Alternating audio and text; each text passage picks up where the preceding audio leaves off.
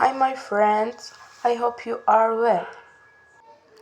Today, I have some advice for you as we are only 2 days away from Buan.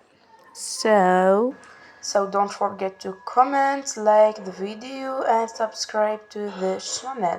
And let's start. جايز اولا لازم عليكم يوم الجمعة تراجعوا المواد اللي راح تبداو بهم فقط، يعني تخلصوا كامل المواد اللي عندكم يوم الأحد بإذن الله تعالى، يعني تراجعوا مراجعة شاملة لجميع المواد اللي راح تعقبوهم في ذاك اليوم. ثانيا لازم عليكم كذلك انكم تنظموا يعني هذاك اليوم يوم الجمعة مثلا تنوضوا الصباح تصلوا الفجر تراجعوا كامل وش قلت لكم وش عندكم يوم الأحد. بونس عندكم 3 مواد فقط أو 4 لا أدري. مهم تراجعوهم ومساء زعما تصلوا صلاة الجمعة إلى آخره. مساء تحلوا تمرين شامل أو موضوع شامل في كل المواد اللي راح تجوزوهم. وبالتالي هنا تكونوا مستفيدين تشدوا أمور شوية في راسكم من شوية، بما أنه انتم راكم عام كامل وانتم تجبدوا تقراو باينة بلي راح في النهاية راح تنالوا تلقاو واش قريتوا.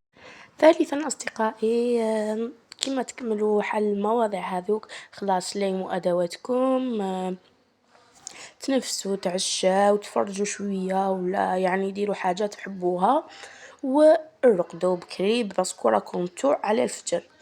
يوم السبت إذا كان في مجال إنه تروحوا تحوسوا ولا تنحوا على خاطركم خرجوا كما قلت لكم، اخرجوا ولا روحوا للبحر ولا روحوا لأي منتزه، ولا إذا ما كانش مجال إنه تخرجوا روحوا شدوا ارسموا، يعني ديروا أي حاجة ترتاحوا فيها نفسيا، يعني ترتاحوا فيها جسديا مورالمو وجسديا. المورال تاعكم يكون طالع والجسد تاعكم يكون مروبوزي. هنا أصدقائي كما قلت لكم يوم السبت ما تديروا والو ارتاحوا فقط، وما تخافوش مباشرة كي خلاص اليوم ديالكم روحوا رقدوا بكري بما أنه الأحد هو ال first day of the BM. ارتاحوا كما قلت لكم ارتاحوا ما تديروا والو في ذاك اليوم بما أنه راح يعني تكونوا جاهزين باش تكونوا جاهزين 100%. وإن شاء الله ربي يوفقكم ما تخافوش، وكل حاجة بيد ربي سبحانه اللي كتبها ربي سبحانه راهي تجيو مرحبا بها. نتوما درتوا اللي عليكم وبإذن الله راح تلقاو واش درتوا، راح تنالوا يعني راح تحصدوا التعب ديالكم، نتيجة التعب ديالكم راح تحصدوها. أصدقائي ننتقلوا إلى الحاجة الرابعة هي اليوم الأحد كي تدخلوا صباح ربي تنوضوا أولا صباح ربي صلوا صلاتكم ادعيوا ربي يوفقكم ودعيوا يكون الموضوع سهل، المواضيع راح تكون سهلة بإذن الله. نحسها هكا. مهم أصدقائي ما تخافوش اقرأوا أدعية تاعكم قبل ما تبداو قولوا بسم الله وتوكلوا على.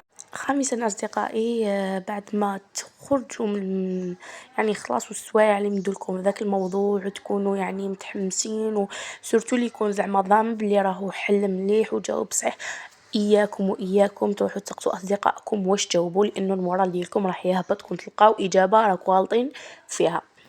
كعاد تجربة أنايا هكا صرالي في مادة الإنجليزية وبالتالي هبط لي بزاف المورال.